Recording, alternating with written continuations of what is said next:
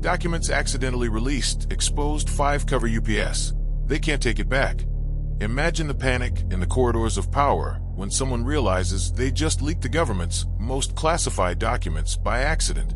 It wasn't a brave whistleblower or a genius hacker. It was simply a catastrophic human error that exposed decades of carefully constructed lies.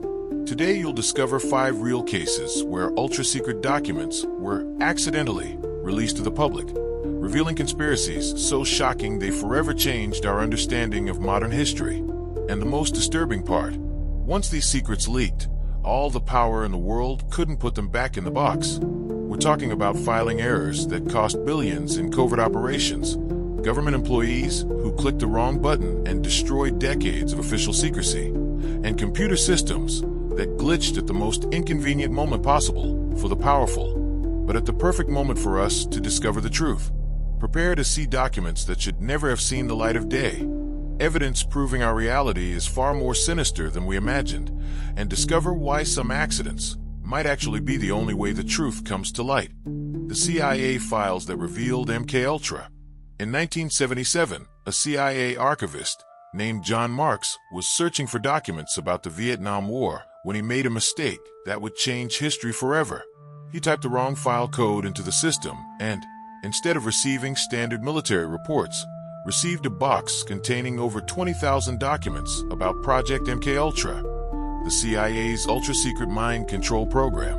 What makes this accident even more incredible is that MKUltra had officially been destroyed years earlier. CIA Director Richard Helms had ordered all documents burned in 1973 when the Watergate scandal threatened to expose illegal government operations. But these files had been misfiled and forgotten in a remote storage facility. When Marks opened the first box, he found something that seemed like science fiction. Experiments with LSD on American citizens without consent, attempts to create programmed assassins through hypnosis, tests with psychoactive drugs on vulnerable psychiatric patients, and protocols to break the human mind and rebuild it from scratch. But what shocked Marks most wasn't the experiments themselves. It was the massive scale of the operation. MKUltra had operated in over 80 institutions, including prestigious universities like Harvard and Stanford, psychiatric hospitals across the country, and even secret brothels where the CIA drugged unknowing clients to study their behaviors. The most disturbing document Marks found was an internal memo dated 1953, written by the program's director himself, Dr. Sidney Gottlieb. The memo described plans to create Manchurian Candidates, people who could be programmed to commit assassinations and then remember nothing. The document specifically mentioned that several prototypes had already been successfully tested in field operations. When this document leaked to the press, it raised terrible questions about unsolved political assassinations of the era. Was Lee Harvey Oswald a product of MKUltra? And Sirhan, Robert Kennedy's assassin, who claimed he couldn't remember the crime? The documents never directly confirmed these connections, but the implications were impossible to ignore. Most sinister of all, the documents revealed that MKUltra hadn't really ended in 1973. It had simply changed names and been transferred to other departments. Successor programs with code names like Project Artichoke and Operation Midnight Climax continued operating well into the 1980s. The glitch that exposed the NSA's total surveillance program. In June 2013, a computer system error at the NSA, National Security Agency, caused what officials internally called the nightmare of the century. A glitch in the document classification system automatically transferred thousands of ultra-secret files to lower security servers, where an external contractor would have access to them. That contractor was Edward Snowden. But here's what few people know. Snowden wasn't initially an intentional whistleblower. He was simply doing his routine job when he discovered he had access to documents he clearly shouldn't see. It was only when he began reading the file's contents that he realized the magnitude of what had been exposed. The documents revealed the existence of mass surveillance programs that went far beyond what anyone imagined. The PRISM program wasn't just collecting communications metadata. It was recording and storing complete phone conversations, emails, text messages, and even webcam feeds from millions of American and foreign citizens. Even more shocking was the discovery of the XKeyscore program, which allowed NSA analysts to search through the entire internet like it was Google. Any person, anywhere in the world, could have their digital life completely exposed with just a few clicks. And there was no judicial oversight. Individual analysts could spy on anyone, including ex-boyfriends, celebrities, or political rivals. But the document that most alarmed Snowden was an internal memo called Domestic Collection Programs, which revealed that the NSA had secretly violated the Fourth Amendment to the U.S. Constitution over 2.7 million times in a single quarter. The document described these violations as compliance incidents, bureaucratic language to cover up massive illegal espionage. Most disturbing, the document showed that congressional leaders had been briefed on these illegal programs and not only allowed them to continue, but voted to expand them. American democracy was being undermined from within, with the knowledge and consent of elected representatives themselves. When Snowden tried to report these violations through official channels, he was told there was no problem and that he should get back to work. That's when he realized the system had no internal mechanisms to self-correct. The only option was to make everything public. The Pentagon emails about UFOs that leaked by server error. In December 2017, a server configuration error at the Pentagon caused the accidental leak of thousands of internal emails about what the U.S. government really knew about UFOs. The glitch occurred during a routine security update that temporarily moved classified files to public servers. Investigative journalist Leslie Keane was researching stories about military spending when she discovered she could access a folder of emails marked ATIP, Advanced Aerospace Threat Identification Program. What she found forever changed the official discourse about UFOs. The emails revealed that the Pentagon had been secretly investigating UFO encounters for decades, spending over $22 million on the ATIP program alone between 2007 and 2012. But more shocking than the program's existence were the details of cases they were investigating. A 2009 email from intelligence officer Luis Elizondo described an incident where an unidentified object had disabled nuclear missile systems at Malmstrom Air Force Base. The object, described as disc-shaped, approximately 40 feet in diameter, had hovered over the base for more than 30 minutes, while 10 nuclear missiles were mysteriously disarmed. Another email detailed the famous USS Nimitz encounter in 2004, where Navy pilots had pursued objects that demonstrated flight capabilities impossible according to known physics. The objects accelerated instantly from 0 to supersonic speeds, made 90-degree turns without decelerating, and could stop in mid-air without any visible propulsion system. But the most disturbing email was written by Elizondo himself in 2017, shortly before leaving the Pentagon. He warned that vehicles of unknown origin had demonstrated specific interest in American nuclear facilities, and that some of these objects had shown capabilities that represent a potential threat to national security. The most explosive document was a technical analysis report that concluded the observed objects used propulsion principles not recognized by modern science, and that their technology was centuries ahead of anything humans possessed. When these emails leaked, they forced the Pentagon to publicly admit, for the first time in history, that it had been investigating UFOs, and that some cases remained unexplained. The era of official UFO denialism had ended because of a simple server error: the medical records that proved illegal experiments on patients. In 2019, a psychiatric hospital in Montreal was digitalizing its historical archives when an employee made a catastrophic mistake. Instead of sending the files to a secure internal server, he accidentally uploaded them to a public Google Drive that was synced with email accounts of journalists who had previously requested information about the institution.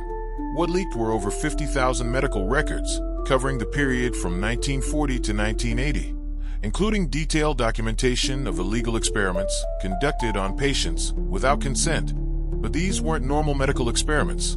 They were mind control tests secretly funded by the CIA as part of the MKUltra program.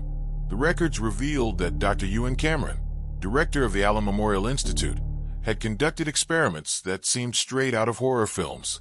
Patients who arrived with mild depression were subjected to sleep therapy, where they remained sedated for weeks, while recorded messages played repeatedly through headphones.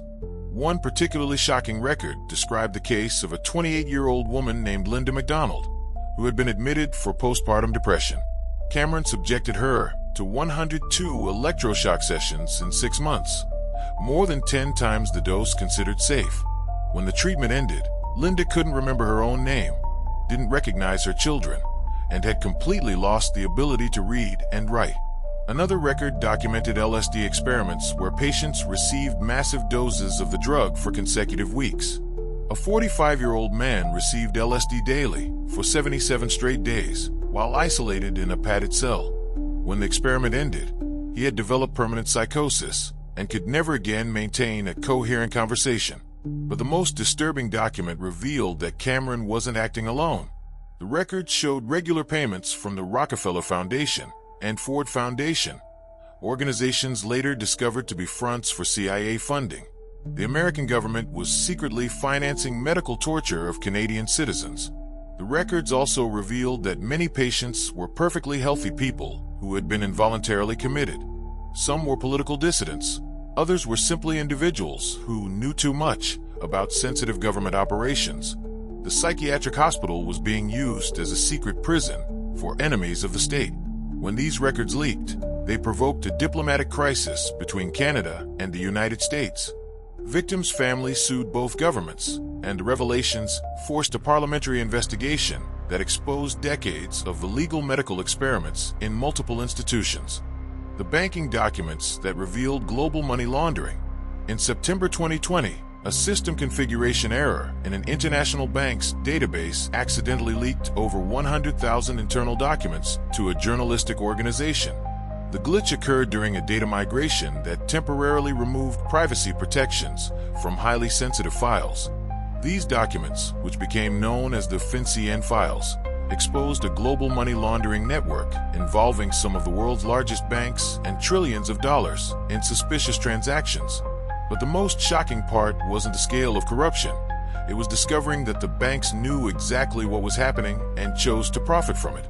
The documents revealed that banks like JP Chase, Deutsche Bank, HSBC, and Bank of New York Mellon had knowingly processed billions of dollars for drug cartels, terrorist organizations, and authoritarian regimes.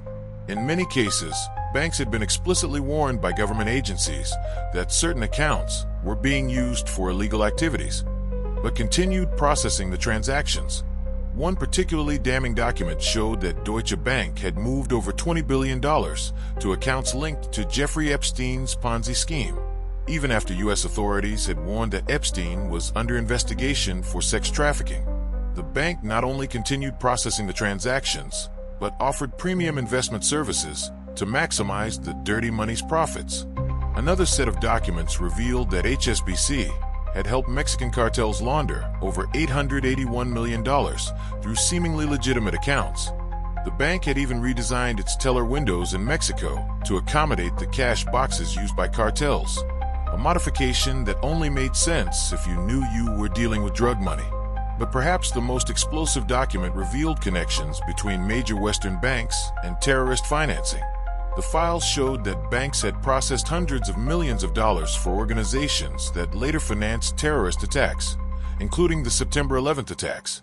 An internal Bank of New York Mellon memo dated August 2001 expressed concern about suspicious transfers from an account linked to Islamic charitable organizations worth over $3 million. The bank decided not to report the transactions to authorities for fear of losing a valuable client. 3 weeks later, the Twin Towers attacks occurred.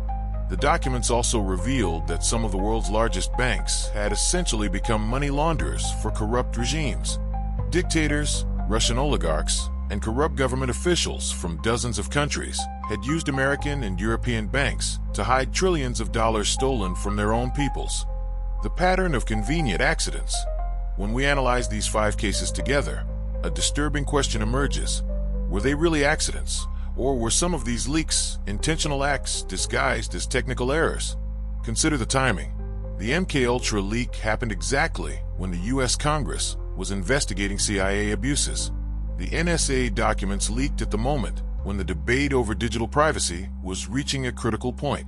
The UFO files appeared when the Pentagon was under pressure to be more transparent about unidentified aerial phenomena.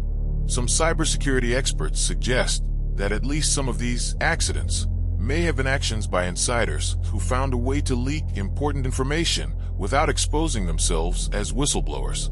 Creating a convincing technical error is a way to ensure important information sees the light of day without someone specific being held accountable.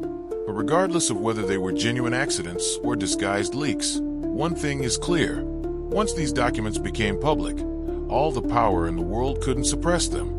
The modern internet makes it nearly impossible to put information back in the box once it has leaked.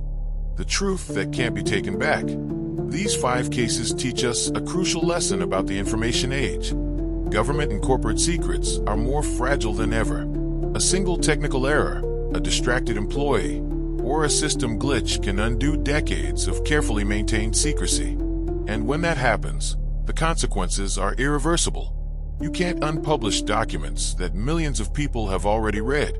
You can't force the internet to forget what has already been revealed. The truth, once released, develops a life of its own. Most importantly, these accidents have given us glimpses of a reality far darker than most people imagined. Illegal medical experiments, mass surveillance, mind control operations, UFO cover-ups, and global financial corruption. All of this was happening in the shadows until human or technical errors brought it all to light. The question you should ask is, how many other secrets are out there, waiting for the next accident to be revealed? And when that happens, will you be ready for the truth? If you were shocked by these revelations that should never have seen the light of day, subscribe to the channel to discover more secrets that leaked by accident. And leave your like if you believe some truths are too important to stay hidden forever. Because in the digital age, there are no eternal secrets. Only secrets that haven't made the right mistake at the wrong time yet.